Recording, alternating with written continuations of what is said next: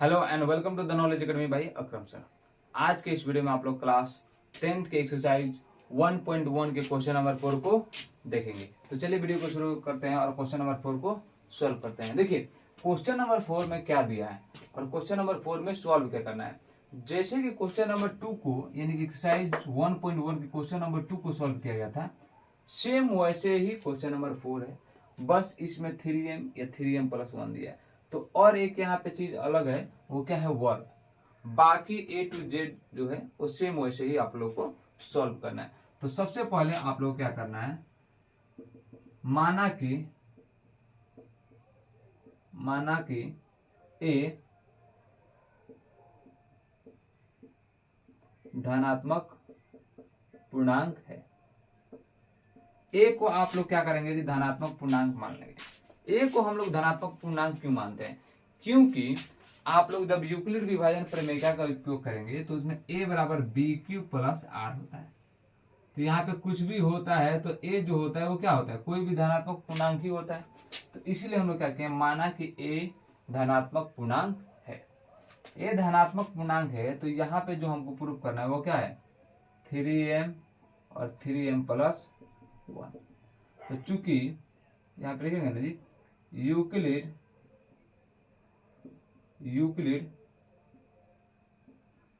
विभाजन प्रमेयिका से क्या होता है जी, a equal to B Q plus R. तो जब इससे कंपेयर करेंगे, यहाँ पे r का वैल्यू क्या है, 0 है, कुछ नहीं है तो क्या है, 0 है। यहाँ पे r का वैल्यू क्या है, 1 है। यानी कि हम देखेंगे, चूंकि यहाँ पे ध्यान दो, b का वैल्यू क्या है जी, यहाँ पे भी 3, यहाँ पे भी 3, b का वैल्यू क्या है 3। तो इसलिए हम लिख सकते हैं a equal to 3q plus में हो गया जी, a equal to 3q plus r. अब यहाँ पे एक चीज और बताए होंगे कि r का संभव मान यानी कि r का पॉसिबल वैल्यू। r का पॉसिबल वैल्यू कैसे निकलता है जी, r का वैल्यू का फॉर्मूला होता है 0 के बराबर और 0 से बड़ा। r का जो वैल्यू होता है b से छोटा होता है। b क्या है जी, 3, यानी कि लेस देन 3। यानी कि इसलिए यहाँ पे r का वैल्यू क्या हो जाएगा जी, 0 के बराबर 0, 0 से बड़ा लेकिन 3 से छोटा। तो 3 से छोटा क्या होता है जी, 1 और 2, यानी r बराबर क्या होगा, 0 1 2। अब एक एक करके क्या करेंगे जी, इसको इसमें रखेंगे, इसमें रखेंगे, हमारा पता चलता जाएगा। जैसे लिखेंगे, जब r बराबर 0 तो a बराबर क्या होगा जी, 3q प्लस 0, यानी क्या होगा 3q, इतना हो गया। लेकिन एक बात ध्यान दीजिए, यहां में क्वेश्चन में दिया है कि धनात्मक पूर्णांक का वर्ग क्या निकालना है जी, हाँ को वर्ग निकालना है। अब ये जो है वो क्या है जी, धनात्मक पूर्णांक है। क्या माना है, धनात्मक पूर्णांक। तो अब जब इसका वर्ग पूछा जाए तो हम लोग क्या करेंगे जी, ए स्क्वायर निकालेंगे ना जी। तो ए स्क्वायर यानी क्या, 3q का स्क्वायर। और 3q का स्क्वायर क्या होता है जी, 9q स्क्वायर होता है, 9q स्क्वायर होता है। अब 9q स्क्वायर होता है तो यहाँ पे ध्यान दीजिए, यहाँ पे दे रहे हैं, देखो यहाँ पे ए स्क्वायर निकाले हैं तो क्या हो गया, ए स्क्वायर निकाले हैं तो क्या है जी, 3q का होल स्क्वायर, यानी कि दिया है यहाँ पे 9q स्क्वायर। इस सिचुएशन में यहाँ पे q का वैल्यू, q भी क्या होता है जी, हमारा पूर्णांक होता है, p और q क्या होता है, पूर्णांक होता है। तो q का वैल्यू अगर आप कोई भी पूर्णांक लेते हैं तो ये टोटल क्या होगा जी, पूर्णांक ही होगा। जैसे q का वैल्यू 1 ले रहे हैं तो 1 का स्क्वायर 1 होगा, और 1 को 9 से गुणा करेंगे तो 9 होगा। और 9 जो है वो क्या है, आपका धनात्मक पूर्णांक ऑलरेडी है। तो इस चीज में जो b का वैल्यू है ना, उसको कॉमन लो। b का वैल्यू क्या है 3, इसको जब कॉमन लेंगे ना तो बताओ क्या बचेगा, 3q स्क्वायर बचेगा। यानी कि फिर मल्टीपल करेंगे, गुणा करेंगे तो फिर वापस हमारा ये। तो इस सिचुएशन में देखो 3q स्क्वायर कोई पूर्णांक है कि नहीं है। q का वैल्यू 1 2 3 5 10 20 कुछ भी रखोगे तो ये पूर्णांक आएगा। क्या आएगा, पूर्णांक। तो इसी को हम लोग क्या मान लेते हैं, m। तो इसको हम टोटल लिख सकते हैं 3m। देखो मेन चीज यही है, ये m वाला प्रूफ करना है ना जी, मेन चीज जो है यही है। a का वैल्यू जब r बराबर 0 रखेंगे तो a का वैल्यू हमारा आ गया 3q। ए स्क्वायर वर्ग बोला गया है क्वेश्चन में, धनात्मक पूर्णांक का वर्ग, तो वर्ग करेंगे तो क्या होगा 3q स्क्वायर, इधर भी होगा ना जी, यानी कि 9q स्क्वायर। 9q स्क्वायर में आपका जो b का वैल्यू है वो कॉमन लीजिए, बाहर लीजिए, जब कॉमन लेंगे तो यहाँ पे ये बचेगा, और ये जो है हमारा क्या है पूर्णांक है। अब पूर्णांक हम दूसरा कुछ मान ले रहे हैं m, ताकि हमको m प्रूफ करना है, यहाँ p रहता तो p मान लेते, तो ये हो गया 3m। सेम टू सेम जब आप लोग r बराबर क्या लीजिए 1 लीजिए, तो क्या होगा जी a बराबर क्या होगा जी, यहाँ पे ध्यान दीजिए 3q प्लस r है ना, 3q प्लस r का वैल्यू क्या लिए हैं जी 1, हो गया, ये क्वेश्चन हो गया। अब इसमें क्या बोला जा रहा है जी, धनात्मक पूर्णांक का वर्ग, ये हमारा धनात्मक पूर्णांक है ना जी, अब इसका वर्ग कीजिए a का स्क्वायर, यानी क्या 3q प्लस 1 का होल स्क्वायर। अब बढ़ाइए a प्लस b का होल स्क्वायर पर तोड़िए ना, a square plus b square plus 2a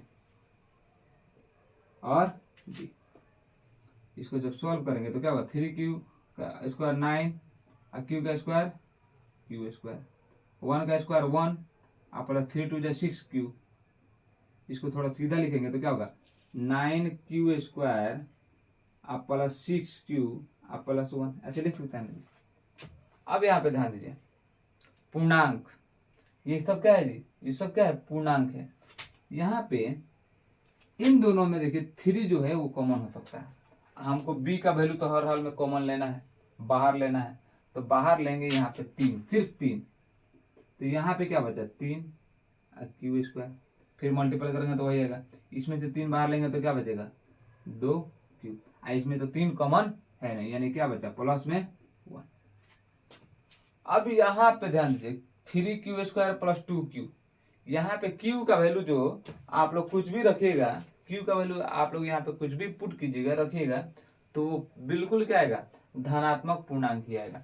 अगर मान लीजिए यहाँ पे 3q स्क्वायर प्लस 2q है, यहाँ पे q का वैल्यू बोलिए 2 ले रहे हैं, तो 3 इंटू 2 का स्क्वायर 2 इंटू 2 यानी 2 इंटू 2, 3 गुणे 4 प्लस 4, 12 प्लस 4 क्या होगा 16, कुछ भी रखिए, कुछ भी रखिएगा तो ये क्या आएगा धनात्मक पूर्णांक ही आएगा। तो ये धनात्मक पूर्णांक को हम लोग क्या मान ले रहे हैं, यहाँ पे हम लोग m मान ले रहे हैं, क्या मान ले रहे हैं m, तो ये हमारा 3m प्लस 1 के रूप का हो गया जो हम लोग को निकालना था। अब देखिए 3m भी हो गया और 3m प्लस 1 भी हो गया।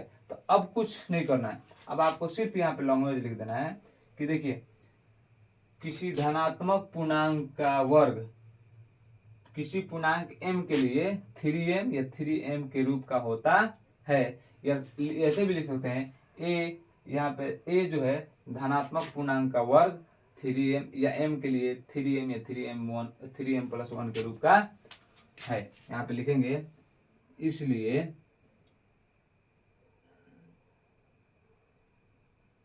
धनात्मक पूर्णांक a m के लिए, या फिर ऐसे लिखिए छोटे उतना ज्यादा नहीं, किसी धनात्मक